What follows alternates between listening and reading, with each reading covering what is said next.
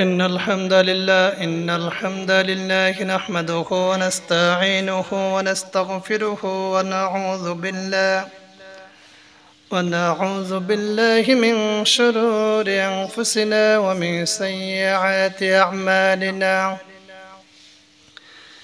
من يهده الله فلا مضل له ومن يضلل فلا هادي له.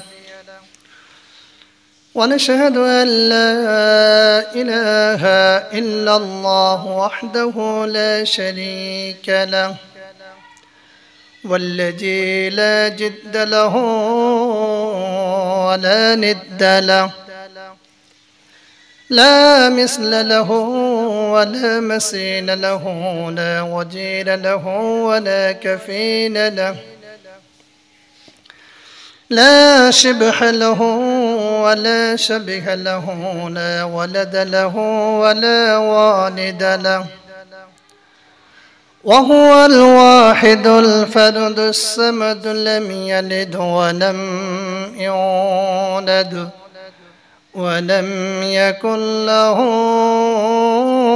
كفوا أحد. ونشهد أن سيدنا إيماننا وقدوتنا حبيبنا طبيبنا وطبيب أرواحنا محمد الذي أرسله بالحق بشيرا ونذيرا وداعيا إلى الله بإذنه وسراجا وقمرا منيرا. فقد قال الله تعالى في كلامه المجيد وفرقانه الحميد: أعوذ بالله من الشيطان الرجيم. بسم الله الرحمن الرحيم. إن الله وملائكته يصلون على النبي يا أيها الذين آمنوا صلوا عليه وسلموا تسليما. بلغ العلا بكماله كشف الدجى بجماله حسنت جميع خصاله. سراج الملة تم ہے فخر دو عالم دلبر مولا شریف الانبیاء نسخ كل ديان دگرها. بلغ العلا دجى بجماله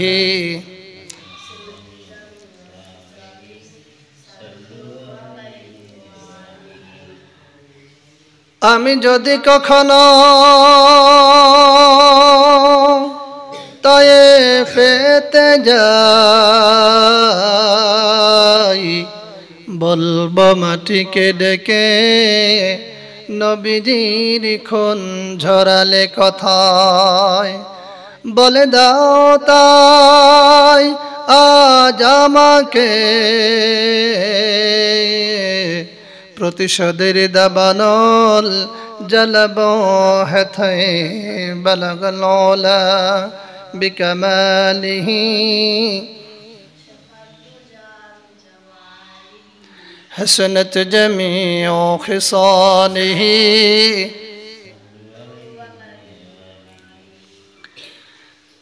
সকল প্রশংসা সেই নিখিল বিশ্বজাহানের আলিশান রবের দরবারে যে মহান মনিব প্রচণ্ড এই ঝড়ের ভিতরে, ঝড় এবং বৃষ্টির ভিতরে এলাকার অগণিত মানুষের মধ্য থেকে বাছাই করে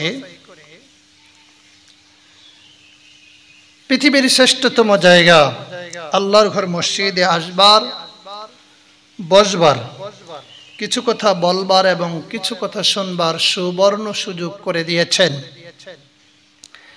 এই জন্য সেই মহান মনিবের দরবারে মস্তক অবনত চিত্তে শুকুর গুজার করছি, সকলে প্রাণ খুলে পড়ছি আলহামদুলিল্লাহ,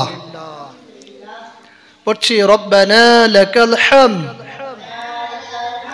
হামদান কাসীরান তাইয়িবান মুবারাকান ফীহি ইয়া রাব্বি লাকাল হামদু কামা ইয়ানবাগি লিজালালি ওয়াজহিকা ওয়া আযীমি সুলতানিকা। আমরা আল্লাহ পাকের প্রশংসা করলাম, লাখো কোটি দুরুদ ও সালাম পেশ করছি মানবতার মুক্তির দূত, যিনি মক্কাওয়ালা, যিনি মদিনাওয়ালা, যিনি আপনার আমার একান্ত ফেরেশতা, আকায়ে নামদার, বিশ্ব মানবতার শিক্ষক, নবী মুকাররম, বিশ্ব নবী, বিশ্ব নেতা জনাবে মুহাম্মদ রাসূলুল্লাহ। মাগফিরাত কামনা করছি তাদের জন্য যারা আজকের এই দিন পর্যন্ত ইসলামটাকে বিজয়ী শক্তি হিসেবে দেখবার জন্য প্রাণবন্তর চেষ্টা করে নিজের জীবনকে বিলিয়ে দিয়েছেন। আল্লাহ সুবহানাহু ওয়া তাআলা ওই সমস্ত মর্দে মুজাহিদদেরকে শাহাদাতের উচ্চ মাকাম দান করুন, মহব্বতের সাথে বলে আমিন। তাদের সাথে সাথে আপনাকে আমাকে ইসলামের জন্য, কোরআনের জন্য কবুল করুন, আরেকবার বলে আমিন। আজকে জিলহজ মাসের প্রথম জুমাবার, বলি আলহামদুলিল্লাহ। জিলহজ মাসের প্রথম জুমাবারে আল্লাহ পাক আপনাকে আমাকে সুস্থতার নিয়ামতে আবৃত রেখে মসজিদে আসার সুযোগ করে দিয়েছেন। এই জন্য আমরা কি বেজার না খুশি? কম না বেশি? আরেকবার আওয়াজ দিয়ে বলেন তো দেখি আলহামদুলিল্লাহ। আজকে যে দিনে আমরা মসজিদে উপস্থিত হয়েছি, ঠিক এই মুহূর্তে আপনার আমার এই ছোট্ট সোনার ভূখণ্ডে দক্ষিণ অঞ্চলে, বিশেষ করে নোয়াখালী, ভোলা, সিলেট, মৌলভীবাজার, এই দক্ষিণ অঞ্চলে এই কয়েকদিন যাবত আকাশের বৃষ্টি, ভারী বর্ষণ হওয়ার কারণে, ঘূর্ণিঝড় হওয়ার কারণে অসংখ্য মানুষের ঘর বাড়ি পানির নিচে তলিয়ে গেছে, পানির মধ্যে আবদ্ধ হয়ে আছে শত শত বাড়ি ঘর। আজকের এই জুমাবারে আমার সেই সমস্ত তাওহীদি জনতার জন্য আল্লাহর কাছে দোয়া করছি, আল্লাহ পাক রব্বুল আলামিন আসমানি বালা মুসিবত এবং জমিনি বালা মুসিবত থেকে সকলকে হেফাজত করুন, বলুন আমিন।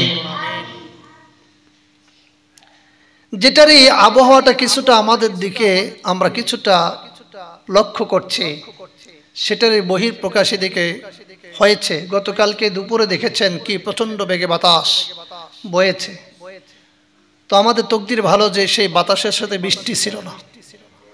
যদি সেই বাতাসের সাথে তীব্রতর বৃষ্টি হতো তাহলে এটার প্রভাবটা আরো বেশি আমাদের এলাকায়ও পড়তো।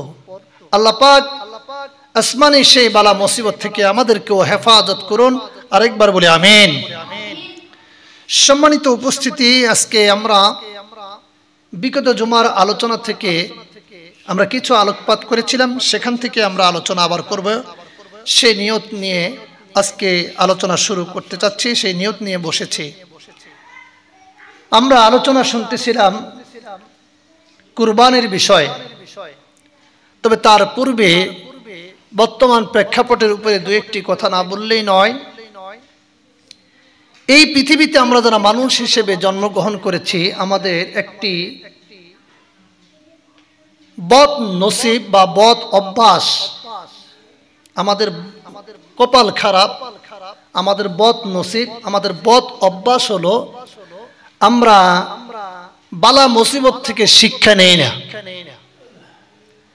এবং ইতিহাস থেকে আমরা শিক্ষা গ্রহণ করি না। বলবেন যেটা কিভাবে?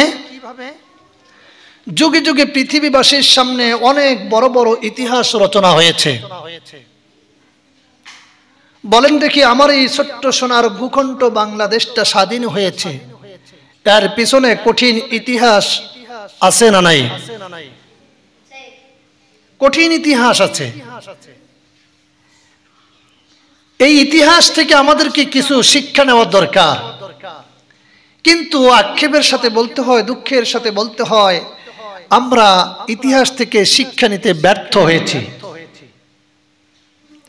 বলেন, এই যে 24-এর গণ অভ্যুত্থান হলো 5 আগস্টে, এখান থেকেও এই জাতির শিক্ষা আছে না নাই? কথা না বললে বুঝি কি? শিক্ষা আছে, এখান থেকে শিক্ষা আছে। কি শিক্ষা পাবো আমরা? আমরা ইতিহাস থেকে কি অর্জন করতে পারি, কি গ্রহণ করতে পারি আর কি বর্জন করতে পারি। আজকে যদি ইতিহাস থেকে আমরা শিক্ষা গ্রহণ করতাম, তাহলে নমরুদ ফেরাউন যে জুলুম পৃথিবীবাসীর উপরে তৈরি করেছিল, সে যে স্বৈর শাসকে রূপান্তরিত হয়েছিল, এখান থেকে যদি এ জাতি শিক্ষা গ্রহণ করত, তাহলে কি আমরা আবার নতুন কোন স্বৈর শাসকের দেখা পেতাম? পেতাম না। কিন্তু শিক্ষা গ্রহণ না করার কারণে আজকে স্বৈর শাসকের আবির্ভাব। আল্লাহ পাক রব্বুল আলামিন বলেন, পৃথিবীতে আমি মানুষদেরকে ক্ষমতা দিয়ে পরীক্ষা করি। সুবহানাল্লাহ বলেন। কারণ ক্ষমতাটা একটা ইবাদত। ক্ষমতা পাওয়াটা এটা কি? আল্লাহ পাকের হুকুম, বিধান, ইবাদত। বান্দা ক্ষমতা পাওয়ার পরে শাসনভার ক্ষমতা পাওয়ার পরে শাসনের অপব্যবহার, ক্ষমতার অপব্যবহার করে কিনা, ক্ষমতার ইনসাফপূর্ণ ব্যবহার করে কিনা, এটার মাধ্যমে আল্লাহ পরীক্ষা করেন। কারণটা হলো, আপনি আমি এই পৃথিবীর প্রতিনিধি, এই পৃথিবীর প্রতিনিধি। শুধু আমি প্রতিনিধি তা নয়, আপনি আমি যারা এই পৃথিবীতে মানুষ হিসেবে এসেছি, কিয়ামত পর্যন্ত আসবে, অতীতে যারা আসছিল, সকলেই এই জমিনের খলিফা। ঘোষণাকার। বলুন যে হুজুর মুখে বললে হবে না, দলিল দেন নাকি? আল্লাহ রাব্বুল আলামিন বলেন, وَإِذْ قَالَ رَبُّكَ لِلْمَلَائِكَةِ إِنِّي جَاعِلٌ فِي الْأَرْضِ خَلِيفَةً। আল্লাহু আকবার। একটু আওয়াজ দিয়ে বলেন। আল্লাহ রাব্বুল আলামিন বললেন, গোলামেরা স্মরণ করো সেই সময়ের ঘটনা, সে সময়ের ঘটনা লক্ষ্য করো যখন আল্লাহ রাব্বুল আলামিন ফেরেশতাদেরকে বললেন, ও আমার ফেরেশতারা, ওয়াইদ ক্বালা রাব্বুকা লিল মালাইকাতি ইন্নী জাইলুন ফিল আরদি খলিফা, আমি জমিনে খলিফা প্রেরণ করতে চাচ্ছি, এই পৃথিবীর জমিনে খলিফা নিযুক্ত করব, খলিফা প্রেরণ করব। সেই দিন ফেরেশতারা মজলিসের ভিতরে বলেছিলেন, না না, আল্লাহ এমন কোন জাতি পৃথিবীতে পাঠাবেন না প্রতিনিধি হিসেবে, যারা জমিনে যাওয়ার পরে মারামারি করবে, কাটাকাটি করবে, রক্তারক্তি করবে, ক্ষমতা নেওয়ার জন্য, প্রতিনিধির দায়িত্ব পাবার জন্য একে অপরকে হত্যা করবে, একে অপরকে নিশ্চিহ্ন করে দেওয়ার জন্য তারা এই কাজগুলি করবে।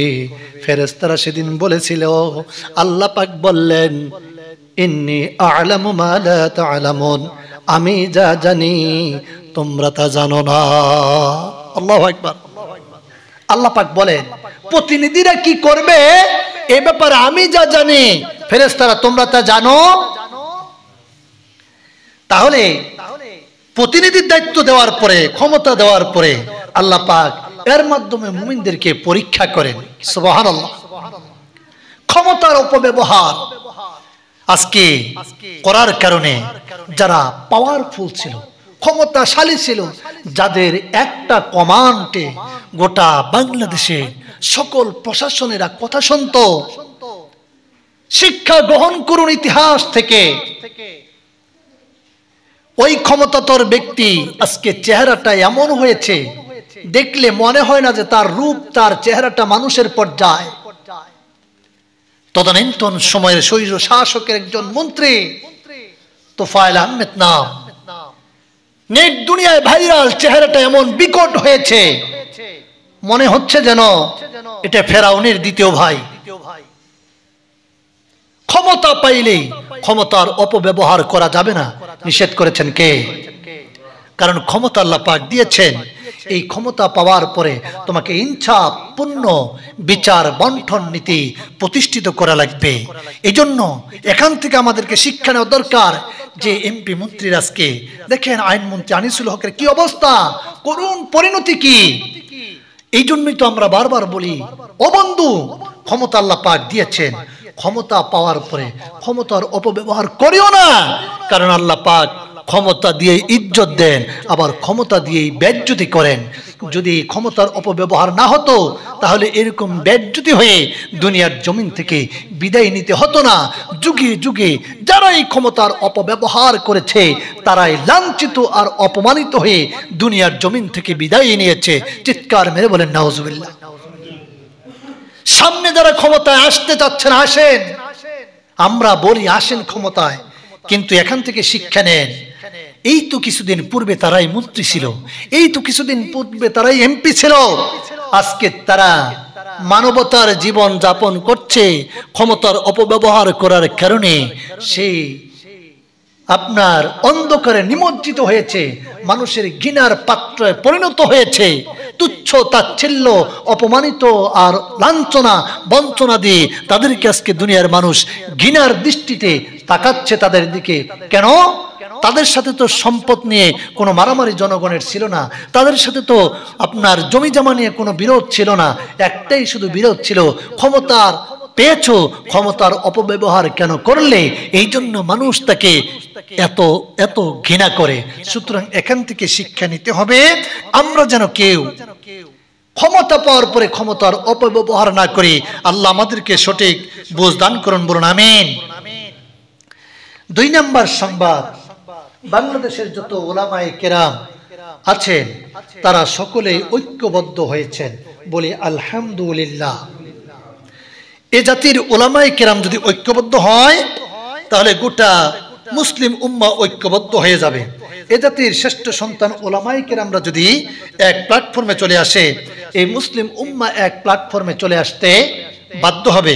আপনারা সকলে দোয়া করতে থাকুন, অল্প দিনের ভিতরেই উলামায়ে কেরাম যে ঐক্যবদ্ধ হয়েছেন এটা আপনার সাংবাদিক সম্মেলনের মাধ্যমে গোটা জাতিকে জানানো হবে যে আমরা সকল ইসলামী দলগুলি ঐক্যবদ্ধ হয়েছি। কিসের ভিত্তিতে? কোরআন এবং সুন্নাহর ভিত্তিতে, বলি আলহামদুলিল্লাহ। আসেন 2 নম্বর বিষয় চলে গেল, এখন আসেন 3 নম্বর বিষয়। আমরা আলোচনা করতেছিলাম কি যেন বিষয় বললাম তো শুরুতে, বলেন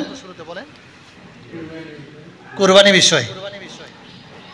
এখন কিছু প্রশ্ন আমি আপনাদেরকে করব, এই প্রশ্নের জবাবগুলি একটু আমার সাথে পাই টু পাই দিবেন, আমার সাথে একটু কথা বলবেন, তাহলে আপনাদের বিষয়টা বুঝতে এবং আমল করতে সুবিধা হবে। কুরবানি কাদের উপরে ওয়াজিব? কুরবানিটা হলো ওয়াজিব ইবাদত। একটু বুঝে থাকলে বলেন, কুরবানিটা কোন ইবাদত? বললেন না তো সবাই, বলেন।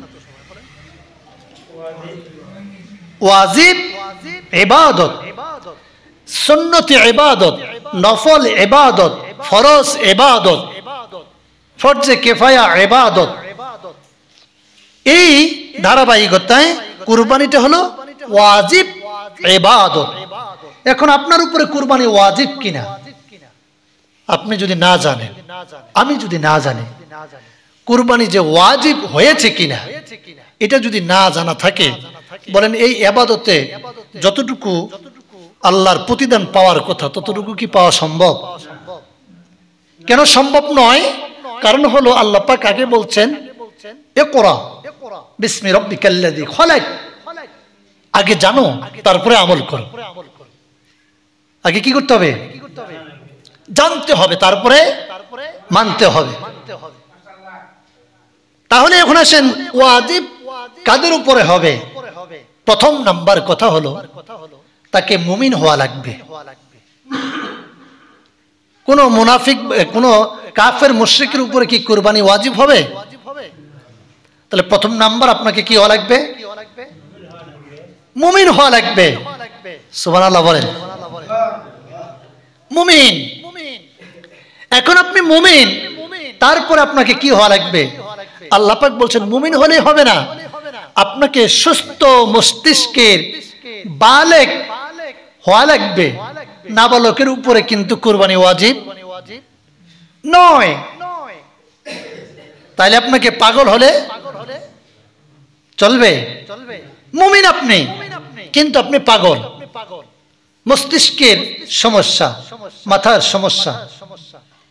তাহলে আপনি কুরবানি দিতে গেলে আপনাকে প্রথম মুমিন হওয়া লাগবে। 2 নাম্বার আপনাকে কি হওয়া লাগবে? বিবেক সম্পূর্ণ ব্যক্তি হওয়া লাগবে, বিবেকবান। এখন আপনি মুমিন, বিবেকবান, কিন্তু আপনি কুরবানি দেওয়ার যে সম্পদের মালিক হওয়ার দরকার সেই পরিমাণ সম্পদের মালিক আপনি হতে পারেন নাই। আপনার উপরে কি কুরবানি ওয়াজিব হবে? কুরবানি ওয়াজিব নয়। এখন কতটুকু সম্পদের মালিক হলে আপনার আমার উপরে কুরবানি ওয়াজিব হবে সেটাকে জানা লাগবে। পয়েন্ট 7.5 ভরি স্বর্ণ। কতটুকু? আর 52.5 ভরি রূপ্য। এই 7.5 ভরি স্বর্ণ সমপরিমাণ সম্পদ যদি আপনার কাছে, আমার কাছে জিলহজ মাসের 10, 11 এবং 12 তারিখ সূর্য অস্তমিত হওয়ার পূর্ব মুহূর্তে যদি থাকে, বলেন জিলহজ মাসের কয় তারিখ? সবাই বলতে হবে কয় তারিখ? 10, মানে কেউ কেউ বুঝেন না, বলেন জিলহজ মাসের 10, 11 এবং 12 তারিখ সূর্য অস্তমিত হওয়ার পূর্ব মুহূর্তে যদি কারো কাছে 7.5 ভরি স্বর্ণ পরিমাণ সম্পদ অথবা 52.5 ভরি রূপার সমপরিমাণ সম্পদের মালিক যদি এই 3 দিনের ভিতরে কারো কাছে সম্পদ থাকে, উপার্জন হয়, তার উপরে কোরবানি করা। এরা করবেন যে আমার কাছে 52.5 ভরি স্বর্ণ নাই, কিছু স্বর্ণ আছে আর কিছু রূপা আছে। 52.5 ভরি রূপা নাই, 7.5 ভরি স্বর্ণ নাই, কিছু স্বর্ণ আর কিছু রূপ। তাহলে কি করব হুজুর? আমার উপরে ওয়াজিব কিনা? তখন আপনাকে দেখতে হবে 52.5 ভরি রূপার যে মূল্যটা, দুইটাই মিলে ওই পরিমাণ মূল্য হয় কিনা। যদি ওই পরিমাণ মূল্য হয় তার উপরে কোরবানি করা ওয়াজিব। তার উপরে কোরবানি করা কি ওয়াজিব। এখন আসেন, কোরবানি করা আপনার উপরে ওয়াজিব হলো এই 3 দিনের ভিতরে এতটুকু সম্পদের মালিক যদি আপনি আমি যদি হয়ে যাই। এখন আসেন, এই যে কোরবানিটা আপনি দিবেন, আমরা তো দিচ্ছি পশু কোরবানি, কিন্তু মানুষের ভিতরে কিছু পশুত্ব আছে না নাই? আসলে কোরবানি কি পশুটা? এই কোরবানির উদ্দেশ্যটা কি? শুধুমাত্র গোশত খাবো? আর আল্লাহ রাসূল বলছেন যে প্রাণীটা আপনি জবেহ করছেন, কুরবানি দিচ্ছেন, প্রত্যেকটা পশমের বিনিময়ে আল্লাহ পাক একটা একটা করে নেকি দান করেন। তাহলে বলেন এই নেকি পাওয়া আর গোশত খাওয়া এটাই কি উদ্দেশ্য?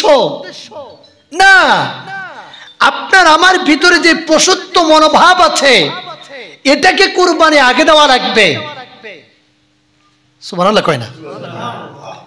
মানুষের ভিতরে যে পশুত্ব আছে, পশুত্ব বোধ আছে, এটাকে কোরবানি দিয়ে আপনাকে শিক্ষা গ্রহণ করতে হবে। শুধু পশু জবাই করে এটা আপনার কোরবানি শুধু এটাই নয়, আপনাকে পশুত্ব বোধ অন্তর থেকে কোরবানি দেওয়া লাগবে। 2 নম্বর আসেন, আমরা কুরবানির সময় আসলে একটা বেশি কথা বেশি বেশি জিজ্ঞাসা করি যে কুরবানির সাথে আরেকটা কি জানি দিতে চায়, আর কি জানি দিতে চায়, এই যে কয় না, কোন কোন কোন সবাই কোন না শুনছেন তো, আকিকা। এখন এই যে আকিকার বিষয়টা কুরবানির সময় আসলে বলে হুজুর আমরা তো 5 জনে মিলে কুরবানি দিচ্ছি, তো একজনে আকিকা দিতে চায়, তো আকিকা ওই কুরবানির সাথে দেওয়া যাবে কিনা, প্রশ্ন করে কিনা। এখন আপনাদের কাছে আমি জানতে চাই আপনার কমন সেন্স কি বলে যে কুরবানির সাথে আকিকা দেওয়া যাবে কি যাবে না, চিন্তা করেন। আমার মুফতি সাহেব ফতোয়া দিয়ে দিছে যাবে, বাবা তুই এদিকে আয় আয় আয় তোরা জাতির সামনে প্রকাশ করে দেই। দেখেন অভ্যাস যদি ছোটবেলা থেকে হয়, অভ্যাসটা যদি ছোটবেলা থেকে হয়, এই অভ্যাসটা মৃত্যুর আগ পর্যন্ত তার ভিতরে থাকবে, আল্লাহ পাক সেই যোগ্যতা তার ভিতরে দিবেন। আর অভ্যাস না থাকলে ওই চুপ করে থাকা লাগবে, যে কোন বিপদে জানি পড়া যায়। এখন আসেন আকিকা এবং কুরবানি দুইটা স্বতন্ত্র বিষয়। কি বিষয়? দুইটা আলাদা জিনিস। সুবহানাল্লাহ বলেন। ওই যে অনেকে মুখ খুলে নেই, বলেন দেখি সুবহানাল্লাহ। তাহলে আকিকা এবং কুরবানি দুইটা হলো আলাদা জিনিস। কুরবানিটা হলো ওয়াজিব ইবাদত, আর আকিকা হলো সুন্নাহ ইবাদত। সুবহানাল্লাহ কয় না? তাহলে এবার বলেন আকিকা কি ইবাদত? ওয়াজিব না সুন্নাত? হ্যাঁ ভালো করে খেয়াল করে বলা লাগবে। আকিকা কি ইবাদত আর কুরবানি ওয়াজিব। এখন আসেন শরীয়তের বিধান হলো আকিকা আপনাকে দেওয়া লাগবে 7 দিনের দিন। কোন দিনের দিন? 7 দিনের দিন আপনাকে আকিকা দেওয়া লাগবে। এটা হলো শরীয়তের বিধান। শরীয়তের নির্দেশিকা হলো 7ম দিনের দিন আপনি সন্তান যদি ছেলে হয়, সন্তান কি হয়? ছেলে সন্তান হলে কয়টা দেওয়া লাগবে? খাসি বা দুম্বা? 2টা। আর মেয়ে হলে 1টা। আল্লাহু আকবার। ওই দুইটাতে সঠিক বলে ফেলছে। হ্যাঁ, মেয়ে হলে 1টা আর ছেলে হলে 2টা। গবেষণা কি করছেন কোনদিন যে ছেলে হলে 2টা কেন? একটু বুকে হাত দিয়া সত্য কথা বলবেন। যখন কোন বাবা ছেলে সন্তানের বাবা হয় তখন খুশি কি কম হয় না বেশি হয়? বেশি হয়।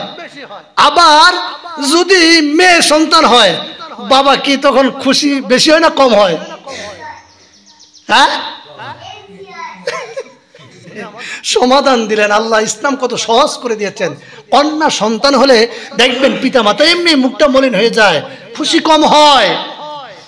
আল্লাহ পাক বলছেন খুশি যেহেতু কম হইলা এই জন্য 1টা। আর ছেলে সন্তান হয়েছে খুশি বেশি হয়েছে জরিমানা করলাম আরেকটা। 1টা দিলে হবে না 2টা দাও। আল্লাহু আকবার। তাহলে মেয়ে সন্তান জন্মগ্রহণ করলে 1টা প্রাণী তুমি দুম্বা ভেড়া ছাগল দিয়া 1টা দিয়া আকিকা দিয়ে দিবা, জবহ দিয়ে দিবা। কোন দিন? 7ম দিনের দিন। এটা হলো সুন্নাহ।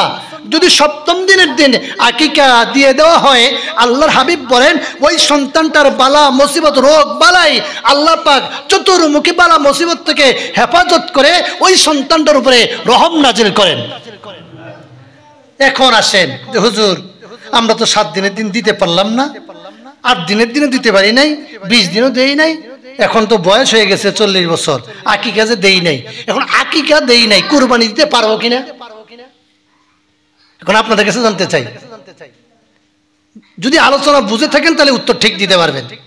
বলেন দেখি আপনার 40 বছর বয়স হয়েছে, আপনার বাপ মা আকিকা দেয় নাই, এখন আপনার উপরে কুরবানি ওয়াজিব হয়ে গেছে, আপনি সম্পদের মালিক হয়ে গেছেন, এখন আপনার কি আকিকা দিবেন না কুরবানি দিবেন?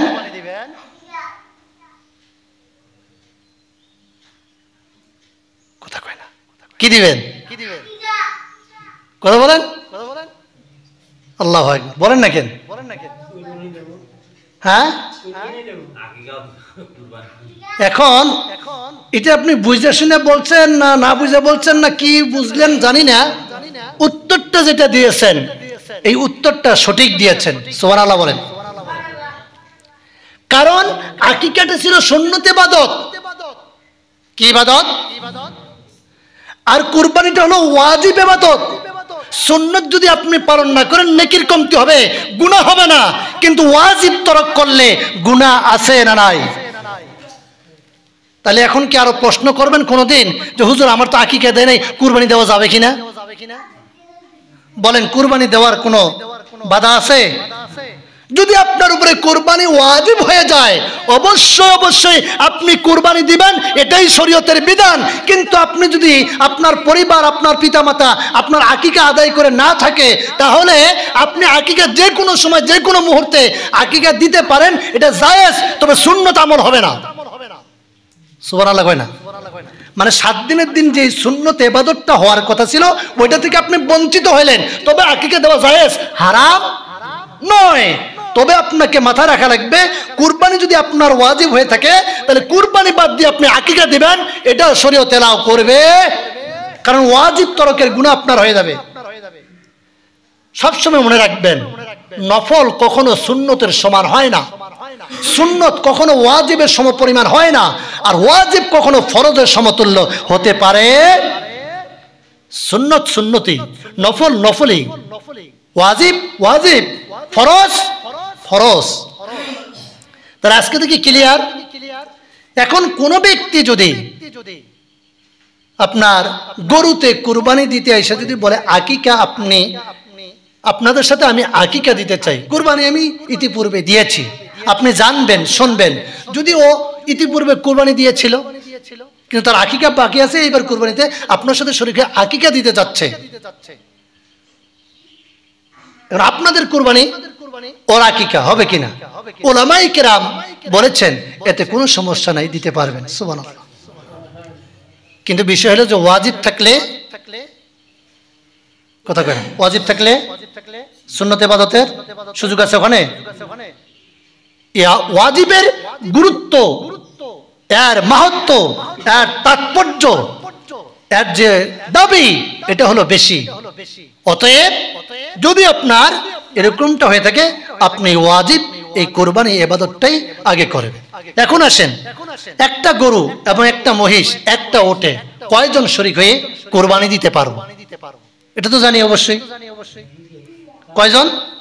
7 জনের কুরবানি আমরা দিতে পারবো শরীক হয়ে।